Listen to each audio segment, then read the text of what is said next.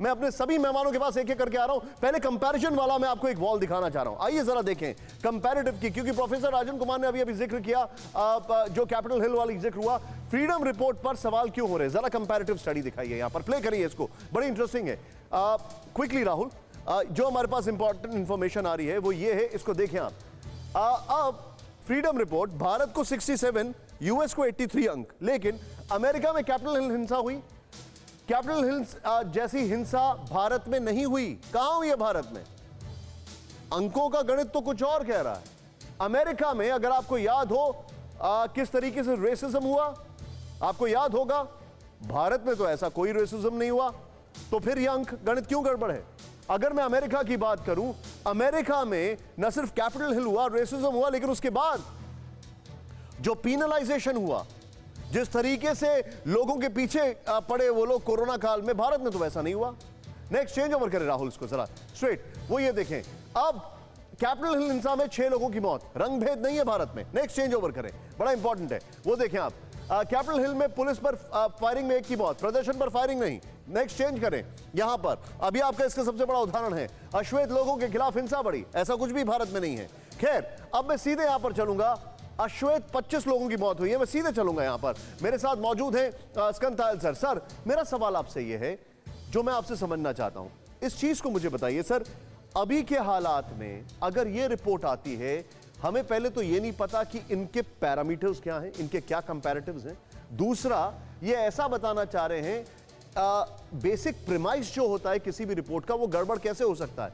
आपने कोरोना में चीजों को असेस किया है, जब चीजें वाकई में रिस्ट्रिक्टेड हैं।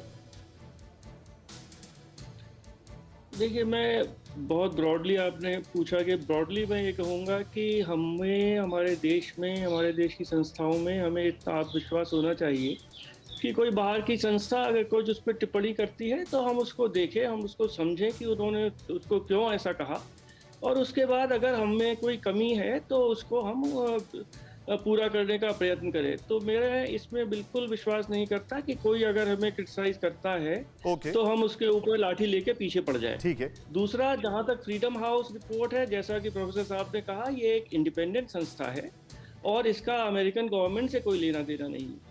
देखिए, मैं जब जनीवा में था, ह्यूमन राइट्स कमीशन से डील करता था, भारत के परमानेंट मिशन में था, तो भारत में उस समय एनकाउंटर किलिंग्स बहुत होती थी, तो वो उस पर टिप्पणी करते थे। मैं कहता हूँ कि वो सही टिप्पणी करते थे, और जब हम यहाँ MHA को, मिनिस्ट्री ऑफ होम अफेयर्स को रिपोर्ट भेजते थे तो वो स्टेट से रिपोर्ट मांगती थी, और उसका बहुत अच्छा प्रभाव पड़ा, और स्टेट की पुलिस जो बिल्कुल मार रही थी लोगों को, उनके ऊपर थोड़ा सा अंकुश पड़ा। तो मैं समझता हूँ कि इस तरह की रिपोर्ट भारत के लिए, हमारे लिए बहुत अच्छा है कि हम, देखिए, हम अपने को खुद जज नहीं कर सकते। अगर आप किसी एग्जाम में आप हैं तो दूसरा आदमी